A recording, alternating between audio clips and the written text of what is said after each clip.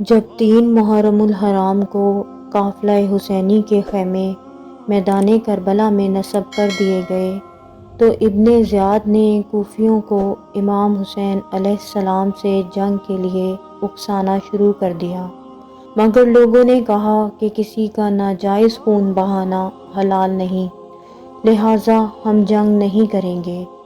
اس وقت ابن زیاد نے کوفے کے قاضی شرعی سے کہا کہ میں تمہیں 1,00,000 دینار دوں گا اگر تم امام مظلوم کے قتل کا فتویٰ جاری کر دو، مگر وہ رضامند نہ ہوا۔ پھر ابن زیاد نے ایک صندوق میں 50,000 دینار رکھ کر قاضی شرعی کے گھر بھجوا دیے اور کہا کہ یہ 1,00,000 دینار فرعون شام نے بھیجے ہیں اور میں تمہیں امانت دے رہا ہوں، پھر واپس لے لوں گا۔ 2 دن بعد ابن زیاد نے امانت واپس مانگی۔ جب قاضی شرعی نے صندوق کھولا تو اس میں 50,000 دینار تھے۔ اس وقت اس کے دل میں لالچ آ گیا اور فوراً کہا کہ اگر تم ان دیناروں کا ذکر کسی سے نہ کرو تو میں قتل امام حسین کا فتویٰ جاری کرتا ہوں۔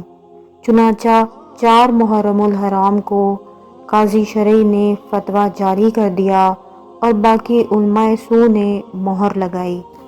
روایات میں ہے کہ 5 اور 6 محرم تک امام حسین علیہ السلام کے خلاف جنگ کرنے کے لیے وقفے سے کربلا آنے والی فوجوں کی تعداد 30,000 تک پہنچ گئی۔ کوفے میں ابن زیاد نے لوگوں پر مزید گھیرا تنگ کر دیا اور اہل کوفہ کو امام حسین علیہ السلام کی نصرت سے روکنے کے لیے ہر ممکن طاقت، خوف اور ظلم و ستم کا استعمال کیا۔ 7 محرم الحرام، اس دن میدان کربلا میں کلمہ گو مسلمانوں نے اپنے ہی رسول صلی اللہ علیہ وآلہ وسلم کی اولاد اور جنت کے سردار امام حسین علیہ السلام کے اہل و عیال پر پانی مکمل بند کر دیا۔ یزیدی فوج کے سپہ سالار اور عمر بن سعد نے عبداللہ بن حسین اور عمر بن حجاج کو 1,000 کے لشکر سمیت نہر فرات پر اس لیے مقرر کر دیا کہ امام حسین علیہ السلام کے خیموں تک پانی نہ پہنچنے پائے۔ 8 محرم الحرام کو خیمہ آل محمد اور قافلہ حسینی سے پانی بالکل غائب ہو گیا اور پیاس کی شدت نے چھوٹے بچوں کو بے چین کر دیا۔ خیموں سے العطش العطش کی صدائیں بلند ہونے لگیں۔ 9 محرم کا دن، یہ وہ دن تھا جس میں حضرت امام حسین علیہ السلام اور آپ کے اصحاب کربلا میں پوری طرح دشمنوں سے گھر چکے تھے اور اشقیاء کی فوج جمع ہو چکی تھی۔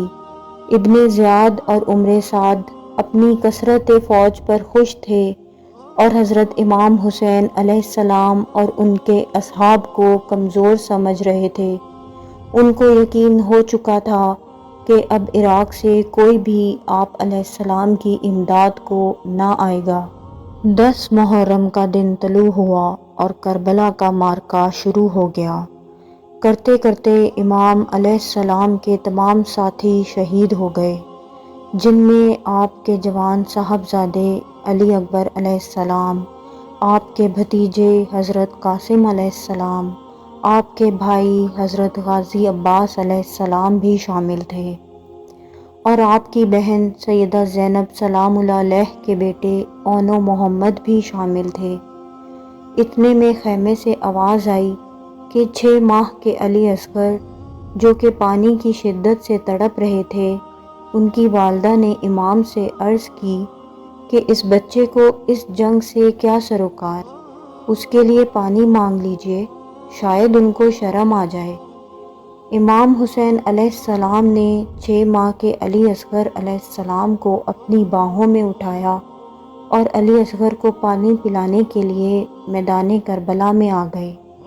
ان ظالموں نے پانی دینے کی بجائے تیر چھوڑنے شروع کر دیے اور ایک تیر آیا جو حضرت علی اصغر کے گلے میں جا لگا۔ امام حسین علیہ السلام نے مولا علی اصغر کا خون صاف کیا اور اپنے چہرے پہ مل لیا۔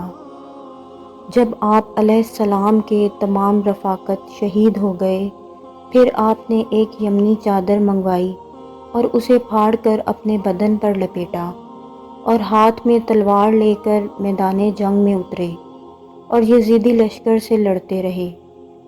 آپ کے جسم کا کوئی ایک حصہ بھی ایسا نہیں تھا جہاں پر نیزہ یا برچھی کے نشان نہ ہوں، حتیٰ کہ ان سے لڑتے لڑتے آپ علیہ السلام شہید ہو گئے اور آپ علیہ السلام کے سر مبارک کو آپ کے تن سے جدا کر دیا گیا۔